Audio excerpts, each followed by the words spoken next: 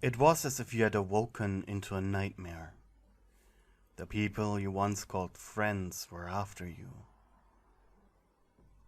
In truth, you never questioned the Vision Hunt decree. Not like you were in any danger of it. Until now. Your only chance were the rebels, but you only had a rough idea where the resistance had its encampment. Your feet hurt, and your heart was screaming. But still, there were men chasing you down, taunting, shouting, laughing. Only now you understood the true extent of your hypocritical apathy towards the Vision Hunt decree. It truly was pathetic. And no desperate cries for help, nor your pleas for mercy were heard by anyone. Until you accidentally fell down a small cliff. The rain that had fallen the last night had made the area slippery. You groaned. The fall had knocked you out for a few seconds. You raised your head only to look up into the masked face of a Ronin. The man was mocking you, only to be interrupted by an arrow burrowing itself into his chest. The giant shouted profanities as he ripped the arrow out of himself, before pointing his drawn blade to the top side of the cliff. Your pursuers had caught up. Now too busy with the bandits. You gathered all your strength for a mad dash through the ruffians.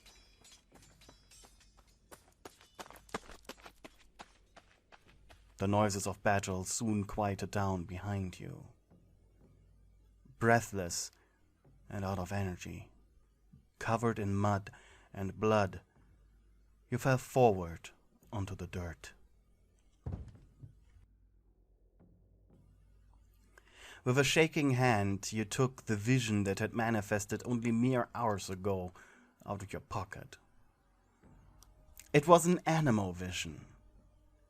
Its turquoise, glowing elemental energy created a soothing light. You rolled on your back to get a better look at it. You hated this rock. You hated it for ruining your life. The noise of a heavy boot splashing into a puddle shook you out of your thoughts. Your heart stopped for a moment as your life passed before your eyes. An Inazuma City warrior with a hooked polearm stood above you. "You little cunt," growled the man. "You thought you little Ronin would stop the will of the Shogun." You rolled on your stomach, attempting to crawl away. The man, however, laughed. And then you heard a mind-numbing grinding noise, followed by an instant, unbearable pain. You screamed in pure agony. The hook of the man's polearm had been lodged into your ankle. Your mouth was foaming from the pain.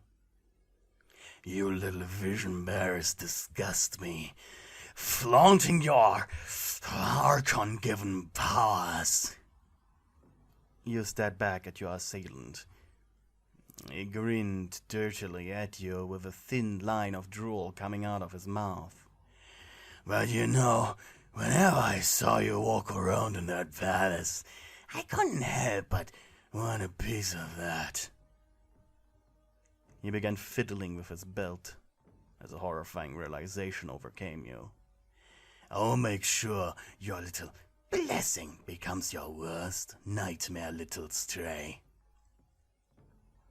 Panicking, you kicked with your good leg, hitting him right where it hurt the most. He took a step back, screaming profanities. "Nah, you pay for that." The man took a step further, and then the noise of tearing flesh ripped through the air. Ah! If I were you, I'd run to a healer. said a voice from somewhere. The man stared at the arrow that was now protruding out of his chest. It just barely missed his heart. That arrow is serrated. If you value your life, you will leave immediately or suffer a painful death. You and the soldier shared one last glance at each other. He spit on the ground next to himself before quickly running off. You sighed and rested your head back on the soft mud. You no longer cared about the grime. Not like you could move with the still lodged-in hook in your foot. Only seconds later, quick and quiet steps approached you from behind. A boy, roughly your age. Clearly a beast man, judging by his dog ears and tail. I'm Gorou, General of the Resistance. He kneeled down behind your feet and raised a finger. Don't talk, he said. Save your energy. You furrowed your brows, as if you had any energy left to begin with. Suddenly, his soft hand was on your chin, gently opening your mouth before placing a stick between your teeth. Bite down on it. You blinked, and then he ripped the hook out of your foot. Your screams were muffled by the piece of wood. As you bit on it so hard, your teeth hurt almost as much as the open wound. He then gently lifted your leg. After cleaning your wound with rubbing alcohol, the pain of which almost making you black out, he bandaged you up. You, have very delicate feet, he said. Gorou blushed upon noticing your expression.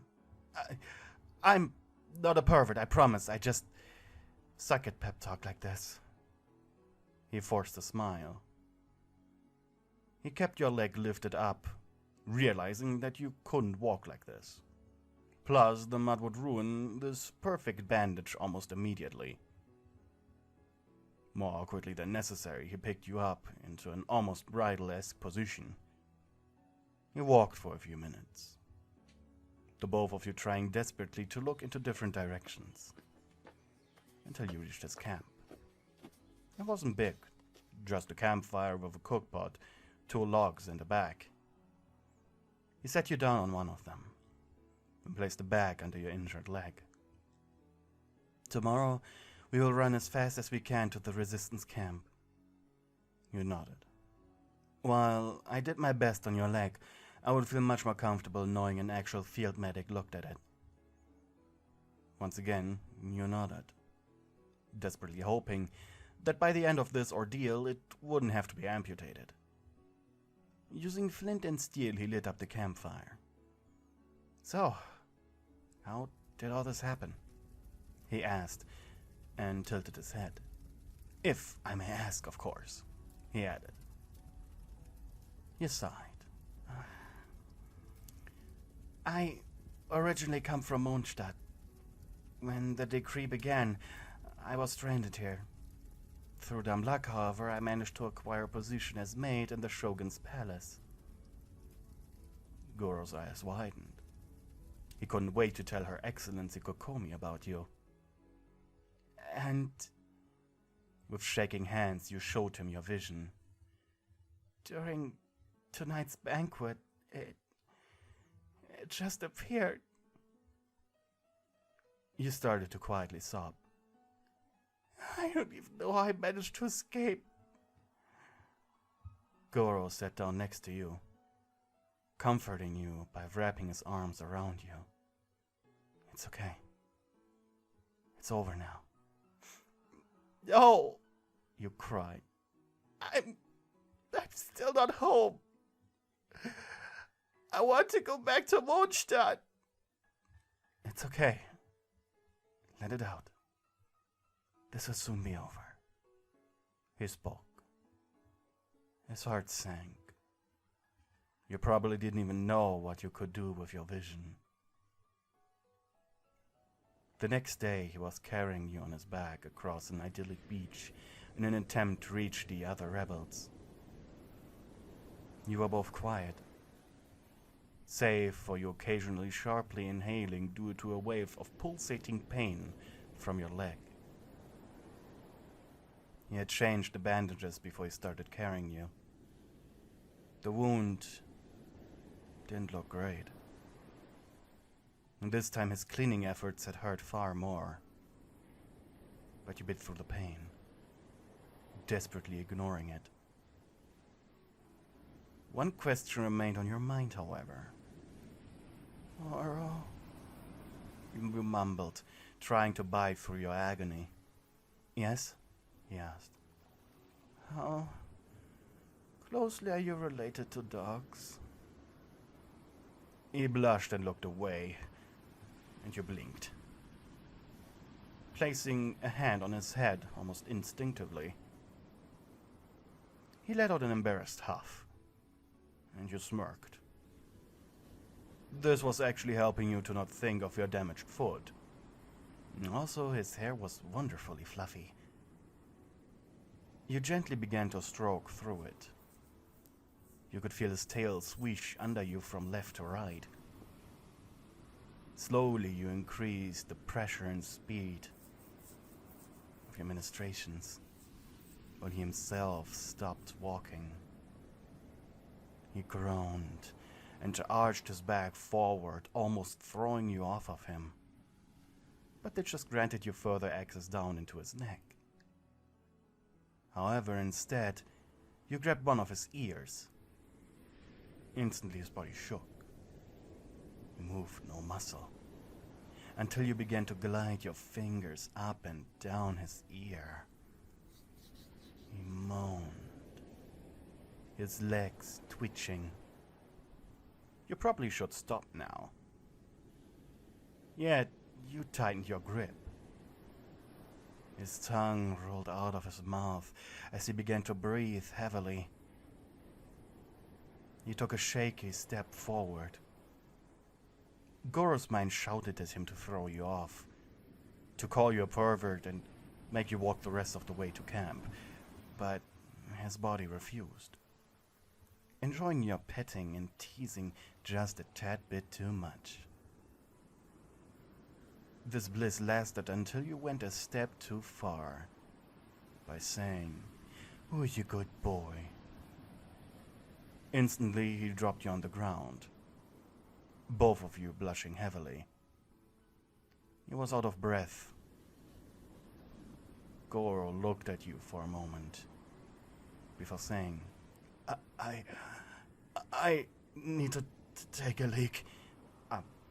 I'll pick you back up in 15 minutes, okay? You blinked and nodded quietly.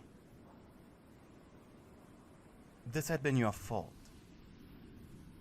You didn't talk until you reached the base camp, an uncomfortable silence having been put upon you. He dropped you at the medic tent while he reported your arrival to Kokomi and the other leading figures of the resistance.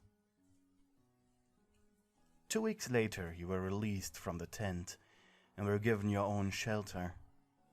Her Excellency Kokomi herself had visited you while you had been treated. Her healing abilities were the only reason the minor infection you had didn't turn into anything major. At the same time, she chewed you out about any news and building changes in the palace.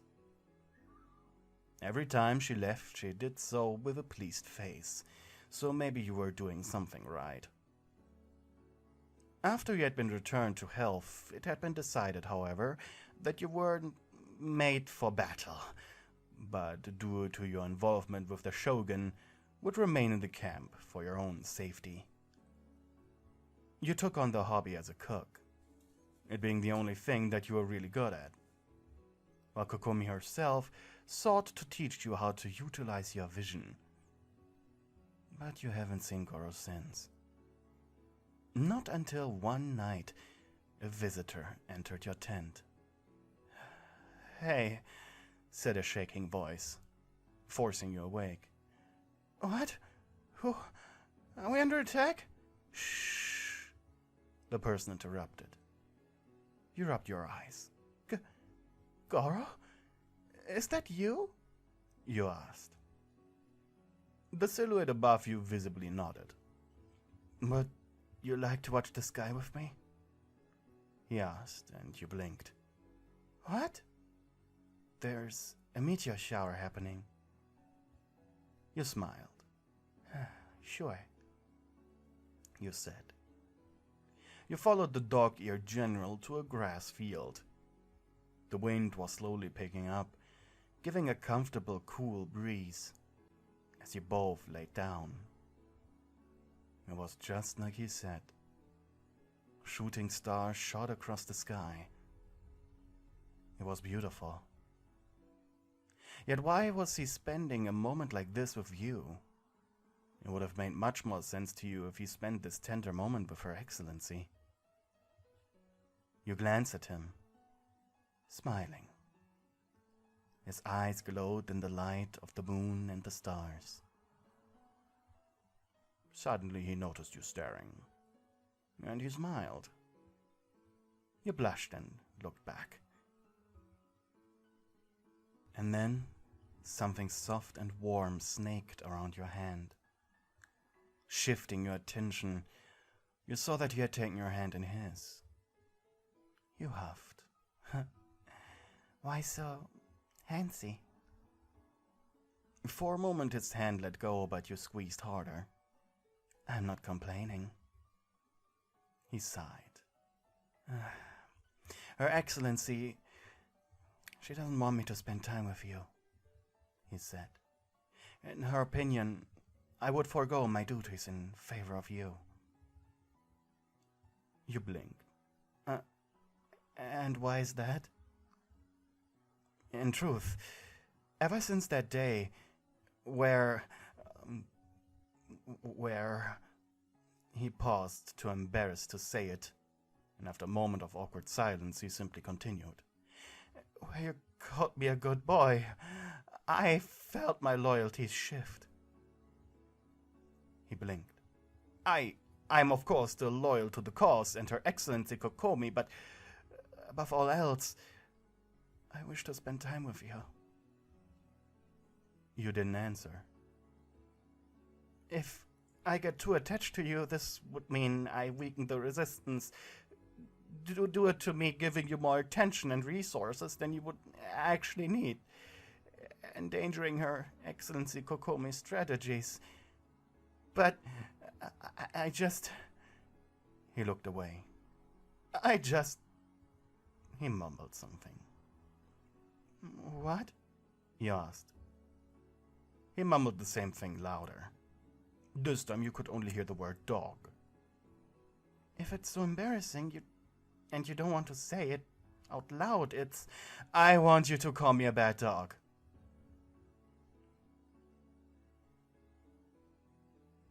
Silence. I come to realize that... Yeah, I'm a pervert after all. Gorou sounded so genuinely embarrassed it was almost adorable. And I'm the only one who's willing to indulge you in that. You chuckled with an amused grin. I'm supposed to be respected, to lead, give hope, but... Your lips curled up into a smug grimace. But deep down you're nothing but a bad dog, you said seductively. He whined like a puppy whose owner was shouting at him. Instantly having forgotten the meteor shower, you got on all fours and closed the distance to him. And just like you did all those days ago, you brushed your hand through his hair. Immediately he ceased all movement, only to then leap into you, throwing you on your back. Breathing heavily, he pinned you down, leaving only your right arm to freely move. Slowly you reached up, gently brushing over his scalp. His tail swung around excitedly. Closing the distance to your face, he rubbed his cheek against yours. "You're such a bad dog," you mumbled into his ear. He whined desperately, and then something wet touched your skin. You smiled as Gorou began to lick over your neck and gently biting into your flesh. Your legs quivered. "That dog," you moaned as your own instincts took over. You grinned, pushing him off of you. Gorou looked at you expectantly. "Now, listen to Mommy," you said. "I want you to take all of your clothes off." His eyes widened. "And just show Mommy how bad my precious boy can be." With childlike glee, Gorou peeled himself off of his uniform.